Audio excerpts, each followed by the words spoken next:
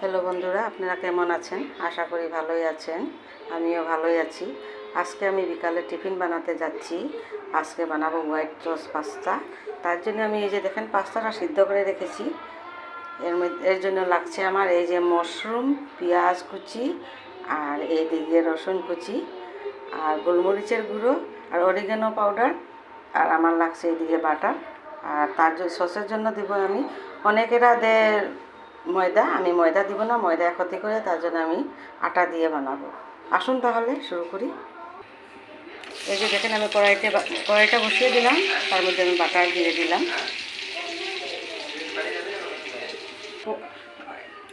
এখন আমি এই যে রসুনটা ঢেলে দিচ্ছি। রসুনটা হালকা ভাজা হয়ে গেলে তারপরে এখন পেঁয়াজটা ঢেলে দিব। এই যে পেঁয়াজটা ঢেলে দিলাম।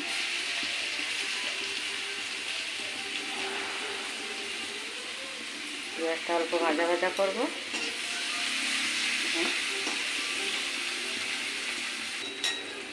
এই যে দেখেন পেঁয়াজটাকে একটু গোল্ডেন ব্রাউন করব। এই যে দেখেন পেঁয়াজটা ব্রাউন কালার হয়ে গেছে। এখন মাশরুমটা ঢেলে দেব।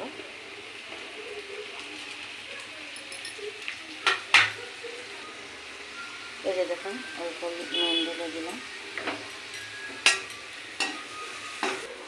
এই যে দেখেন এখন সস বানানোর জন্য অল্প আটা ঢেলে দিব। অনেকে ময়দা দেয়, তো আমরা ময়দা তো ব্যবহার করি না, আটাটাই ব্যবহার করি।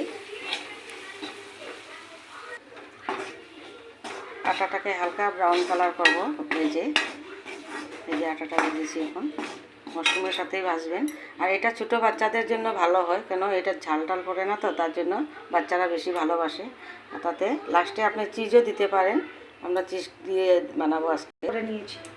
এই যে দেখেন আটাটাকে ভালো করে রোস্ট করে নিয়েছি, না হলে একটা কাঁচা গন্ধ করে, তো তার জন্য ভালো করে আপনারা এরকম ব্রাউন কালারে ভেজে নেবেন।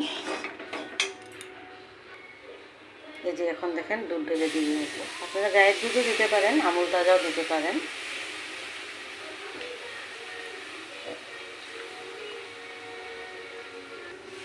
এটা ক্রিমের জন্য দুধটা দেওয়া হচ্ছে। এখন ক্রিমটা হবে। এটা ক্রিমি সসটা হওয়ার জন্যে দুধটা দেওয়া হচ্ছে। এটা সসটা যত ঘন হবে এতই সুন্দর হয়। দুধ দিয়ে ভালো করে লাড়াচাড়া করে অল্প সময় রাখতে হয়, তার জন্য আগে দুধটা দিতে লাগে। এই যে দেখেন সসটা ভালো করে ফেটে নেবেন, দানা দানা যেন ধরে না, তার জন্য নাড়াচাড়া করতে থাকবেন, নাহলে দানা দানা ধরে নেবে। দানা দানা ধরলে আবার খেতে ভালো লাগবে না।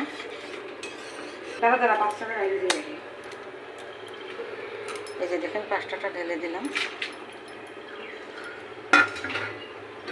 পাস্তাটা ঢেলে এখন নাড়াচাড়া করে অল্প অরিগানো পাউডারটা ঢেলে দিব, তারপরে গোলমরিচের গুঁড়াটাও দিব।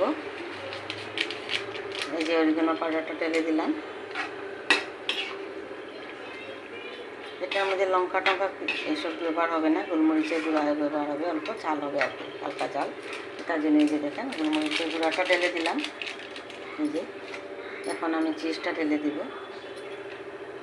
আপনারা কোয়ান্টিটি দেখে চিজ ঢালবেন। আমরা এখানে একটাই ঢালবো, কিউব ঢালবো। এই যে একটা কিউব চিজ ঢালে দিলাম। এখন চিজটা মেল্টেড হয়ে যাবে ভালো করে, তারপরে এটা নাড়াচাড়া দিয়ে নামিয়ে নিব।